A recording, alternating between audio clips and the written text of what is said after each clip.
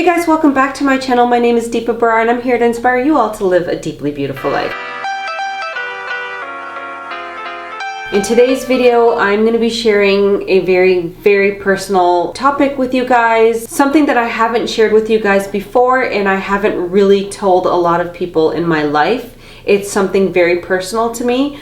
Something that I have gone through, and it's the reason why my hair has been falling out. I feel like I might have found a way to treat it. If you are going through anything in your life, or if you've gone through something in your life and you found a way to treat it, or if you found a way to deal with it, it's our responsibility to share it with the world so that we can inspire others and also encourage and help others that are going through something similar. So that is why I'm putting this out there, and I really want to be able to help even one person that has the same issue as me.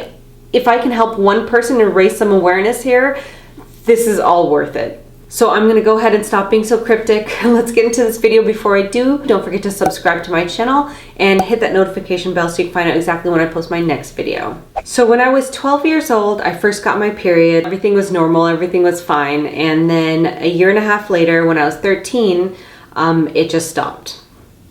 Out of nowhere. There was not really any warning or indication or anything that really happened to make it stop. It just stopped all of a sudden, and I didn't really know what was going on. I was actually in India staying with family at the time. I was away from my own family, but I was staying with my cousins and stuff, and I didn't really tell anyone because I didn't really understand what was going on, and I didn't really think it was anything serious.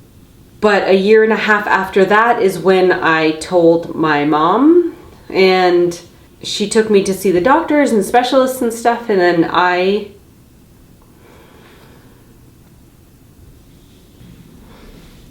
don't want to get super emotional in this video, but I was diagnosed with premature ovarian failure, which is basically like menopause before the age of 40.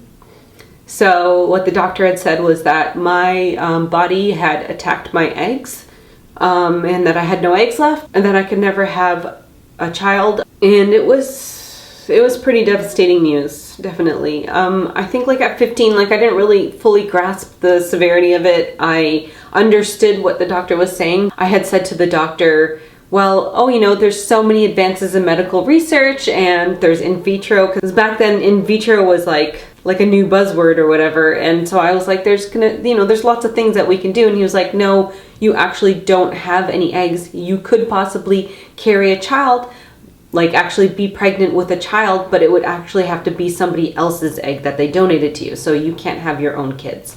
So to get that diagnosis at 15 years old was pretty devastating. It definitely altered the course of my life in a way that it impacted my self-esteem and my self-confidence, huge. I guess in my mind that I kind of felt like I couldn't do the one thing that our bodies are supposed to be able to do. Back then I remember thinking, in a culture where you're raised to go to school, get a really good education so you can get a really good job, so that you can buy a really nice home, and so that you can have kids and you can pass these things on to them, and then generation after generation after generation benefits from that. And I couldn't even do the one thing. It really impacted my self-esteem. I struggled with that for many years. I had to do a lot of work on myself. In my 20s, I dealt with it by drinking and partying, trying to run away from my problems, which does not work at all. I never wanted anyone to know. I didn't tell very many people in my life. I could probably count on my one hand how many people that I've told, because I just felt it's just something that people don't talk about. When you don't talk about these things, you put such a stigma on them, and it makes you really truly feel like just because you can't do this one thing that you're somehow flawed. And even just the word premature ovarian failure, which they've actually changed now, premature ovarian insufficiency, because that word failure is just so, it can have such an impact on you. You're a failure at this one thing that our bodies are designed to do. So I didn't want anyone to know. I didn't want anyone to know that I couldn't do this one thing. And I think that if somebody's going through it now, if you talk about it, if you tell people, yeah, I have this, but so what? It doesn't affect me as a person. It doesn't make me any less of a person. I'm not any different from anyone else. I can do all sorts of things. Like, if you have that approach to it, like, you won't have to go through those years of suffering. You don't have to go through those years of struggling with a low self-esteem. One of the reasons why I wanted to record this video is because I just want to put this out there. I'm done with keeping this to myself and feeling like I'm less.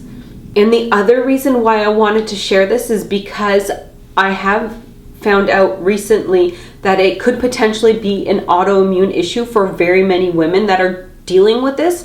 So basically, it is menopause before the age of 40, and your body just thinks that you do not have any eggs, but this may not be the case. So if you are going through this, I'm going to be breaking this down in another video for you guys and just let you know, if you are going through this, exactly what you can do and what I have been doing recently to deal with this and to possibly see if I can kickstart my body and get my periods back. So basically, when you have premature ovarian failure, your hormone levels are super, super low. You don't have a ton of estrogen or progesterone or testosterone or anything like that going through your body that encourages a cycle. But the doctor had put me on the birth control pill so that I could have an artificial cycle. And what that is designed to do is to keep your uterus functioning so that if you wanted to get a donor egg later on in life, you could actually carry a baby to term and deliver that baby. But what I'm finding out recently is that because it is potentially autoimmune for some people,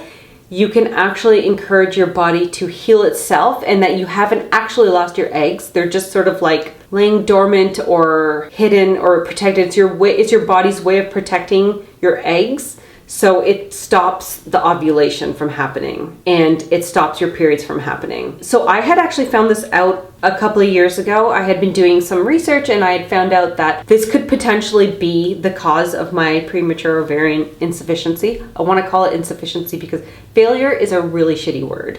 And I'm sorry for swearing, but it's a shitty word. So I went off the birth control pill last May, and my body has just slowly gotten used to not being on it. And I'm working with a team right now to see if I can get my body to heal. And I've been on that path. And because of all that, because my hormones are so low, that is the reason why my hair has been falling out recently. Like I showed you in my other video, in my 5-year update video, I showed you that my hair has been falling out. It's all like pretty much within here, but that is the hormonal hair loss that I was talking about in that video. So all my hormones are pretty low right now. That is the reason why I am not able to grow my hair, and that my hair has been falling out, and that my hair follicles have actually weakened a lot. And I'm going to share everything with you guys in the next video. So if you are going through this, or if you're going through another type of hormonal hair loss, definitely do check out that video. It's just amazing to me. I've gone through most of my life thinking that it was never ever possible for me, but even just the smallest glimmer of hope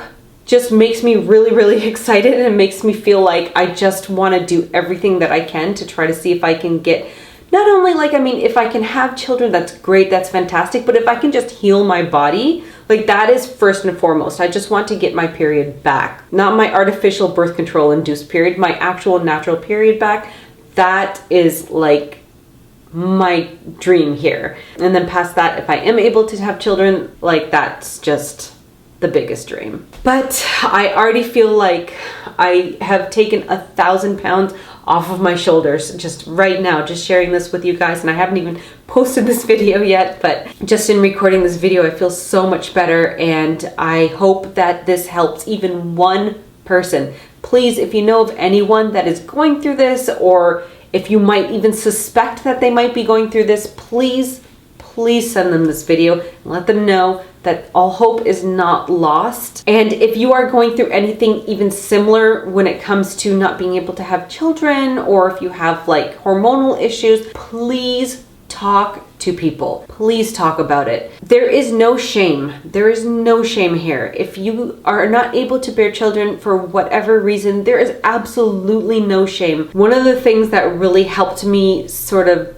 wrap my head around being able to deal with this was when I was working with my life coach, Jesse Brisendine, who I will put his link in the description box below. He's amazing. He said to me, like, when it comes to parenting, when it comes to raising an amazing human being, do you think it's the genes that influence that, or do you think it's how you raise them? So that's the biggest takeaway from this whole entire video, is whatever issue that you are going through, talk to people about it, because there's no shame.